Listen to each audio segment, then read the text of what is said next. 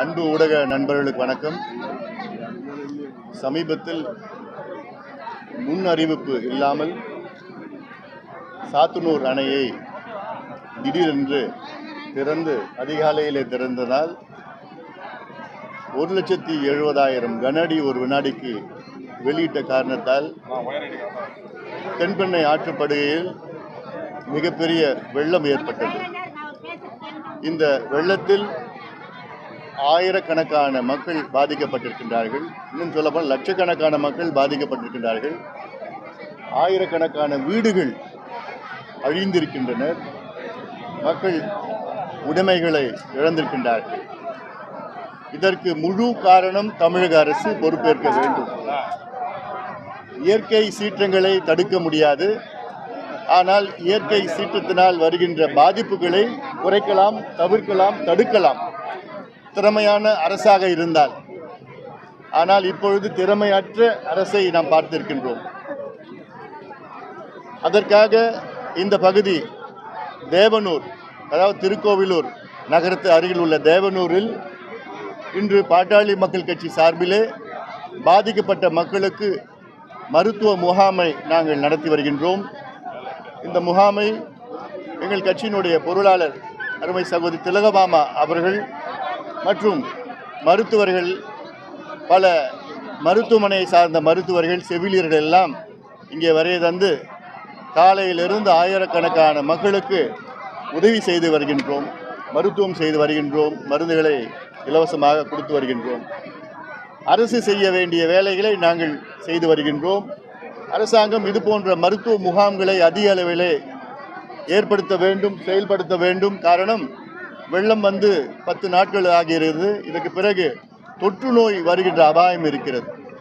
தொற்று நோய் 2 வகையான தொற்று நோய். வெள்ளம் வந்தவுடன் அது வயிற்றுப்போக்கு, வாந்தி பேதி இதெல்லாம் இருக்கின்ற முதல் தவணையாக இருக்க தொற்று நோய். அதன் பிறகு அடுத்து வருகின்ற மலேரியா போன்ற தொற்று நோய் எல்லாம் வருவதற்கு தடுக்க வேண்டும், வருவதற்கு முன்பாக தடுக்க வேண்டும். அதற்கு அரசாங்கம் வேகமாக செயல்பட வேண்டும். மீண்டும் சொல்வது, இந்த வெள்ளம், தென்பெண்ணை ஆற்றில் ஏற்பட்ட வெள்ளம் அரசாங்கம் உடைய மெத்தனத்தால் ஏற்படுத்தப்பட்ட வெள்ளம். இதற்கு அரசாங்கம் முழு பொறுப்பு எடுக்க வேண்டும். எல்லாத்தோட இன்னும் கொடுமை என்னன்னா, இவர்கள் நிவாரணம் என்று ஒரு குடும்பத்திற்கு 2,000 ரூபாய் கொடுப்பதாக அறிவித்தார்கள். அதாவது இதற்கு முன்பு சென்னையில் புயல் வந்து, மிக்ஜாம் புயல் வந்து சென்னை மக்களுக்கு 6,000 ரூபாய் ஒரு குடும்பத்துக்கு கொடுத்தார்கள். அதுவும் சென்னையில் பார்த்தா அடுக்குமாடி குடியிருப்புகள், 8வது மாடி 9வது மாடியில் இருக்கவங்களாம் அவங்களுக்கு வெள்ளத்துக்கும் அவங்களுக்கு சம்பந்தமே கிடையாது. ஆனால் அவங்களுக்கெல்லாம் ஒரு குடும்பத்துக்கு 6,000 ரூபாய் கொடுத்தார்கள். தூத்துக்குடியில் சமீபத்தில் வெள்ளம் வந்தது, அங்கே ஒரு குடும்பத்துக்கு 6,000 ரூபாய் கொடுத்தார்கள். ஆனால் கடலூர் மாவட்டம், விழுப்புரம் மாவட்டம், திருவண்ணாமலை மாவட்ட மக்களுக்கு 2,000 ரூபாய். அப்போ என்ன பாகுபாடு இது? சென்னை மக்கள் என்ன அவங்க புண்ணியம் செஞ்சவங்களா, இல்லை விழுப்புரம் மாவட்ட மக்கள் என்ன பாவம் செஞ்சவங்களா? இது இந்த பகுதி மக்களுக்கு மிகப்பெரிய துரோகமாக நான் பார்க்கின்றேன். கொடுக்கறது 2,000 ரூபாய்னா அந்த 2,000 ரூபாய் உங்க வீட்டில் பெருக்கி கழுவுறதுக்கே அந்த 2,000 ரூபாய் பத்தாது. ஒவ்வொரு குடும்பத்தும் லட்சக்கணக்கான பொருட்களை இழந்திருக்கின்றார்கள். ஏன் இழந்திருக்கிறாங்க? அரசாங்கத்தினால், இந்த திமுக அரசாங்கத்தினால். சாத்தனூர் அணையை நாங்கள் திறக்க போறோம் முன்னெச்சரிக்கையாக சொல்லியிருக்கணும், அறிவிப்புகள் வந்திருக்கணும். ஆனால் பேருக்கு அரசாங்கம் நாங்கள் 5 அபாயத்தை நாங்கள் அறிவித்தோம், சும்மா எல்லாம் பேர் இருக்கலாம், அதெல்லாம் ஏற்புடையது கிடையாது. புயல் வருவதற்கு முன்பாக சாத்தனூர் அணை பார்த்தீங்கன்னா 119 அடி உயரம் உள்ள சாத்தனூர் அணை 118 அடி தண்ணி இருக்கிறதுல. இன்னும் 1 அடி போச்சுன்னா நிரம்பும். ஆனால் அதுக்கு பிறகுதான் புயலே வருது. அப்போ நீங்கள் முன்னெச்சரிக்கையாக அந்த தண்ணியெல்லாம் வெளியேற்றணும்ல. புயல் வருதுன்னு தெரியல, அவ்வளோ கூடமா அந்த அதிகாரிகளுக்கு தெரியாது, அரசாங்கத்துக்கு தெரியாது.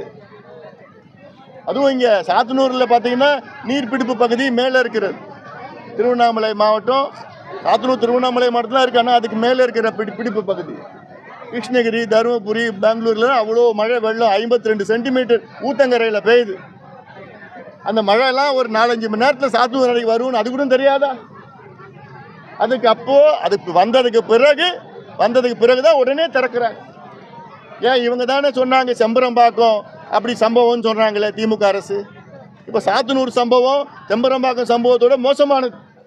விழுப்புரம் மாவட்டத்தில் மட்டும் இந்த வெள்ளத்தினால கிட்ட 59,000 ஹெக்டேர், கிட்டத்தட்ட ஒரு 1.5 லட்சம் ஏக்கர் பாதிப்பு. பயிர் நெல் பயிர் மட்டும், மற்ற பயிர்கள் எல்லாம் சேர்ந்தீங்கன்னா 2 லட்சம் ஏக்கர் இங்கே பாதிப்பு விழுப்புரம் மாவட்டத்தில் மட்டும்.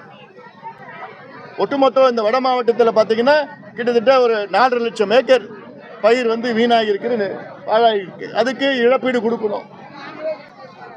முதலமைச்சரை நான் கேட்குறேன், அது ஏன் இந்த வட மாவட்ட மக்கள் மீது உங்களுக்கு என்ன அவ்வளோ வன்மம்? வட மாவட்ட மக்கள் பாதிக்கப்பட்டா அவங்களுக்கு 2,000 ரூபாய், சென்னை மக்கள் பாதிக்கப்பட்டு தூத்துக்குடி மக்கள் பாதிக்கப்பட்டா அவங்களுக்கு 6,000 ரூபாய். அப்படின்னா உங்களுக்கு இந்த மக்கள் மீது வன்மம் இருக்கு. இந்த மக்கள் என்ன உங்களுக்கு என்ன அவ்வளோ துரோகம் பண்ணியிருக்காங்களா? இன்னைக்கு மத்திய குழு கூட பார்வையிட்டு இருக்கு. மத்திய அரசு 944 கோடி ரூபாய் முதல் தவணையா கொடுத்துருக்குறாங்க. 2வது தவணையா குறைந்தது 20,000 கோடி கொடுக்கணும்.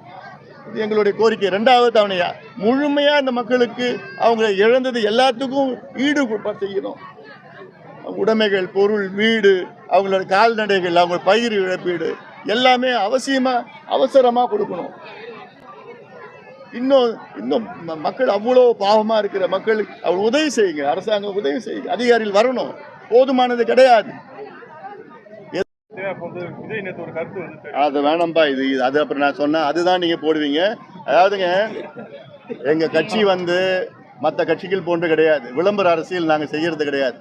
அங்கே போயிட்டு டிவியில் பேசுறது, பேட்டி கொடுக்கறது, டிவியில் விவாதம் பண்ணுறதுல எங்களுக்கெல்லாம் தேவையில்லை. எங்களுக்கு களத்தில் மக்கள் பண்ணி நாங்கள் ஆட்டிகிட்டு இருக்கோம். நேரடியாக களத்தில் நாங்கள் இருக்கிறோம். அதுதான் எங்களுடைய வேலை. மற்றபடி மற்ற கட்சிக்காரங்க மாதிரி போன்று விளம்பர அரசியல் நாங்கள் செய்யறது.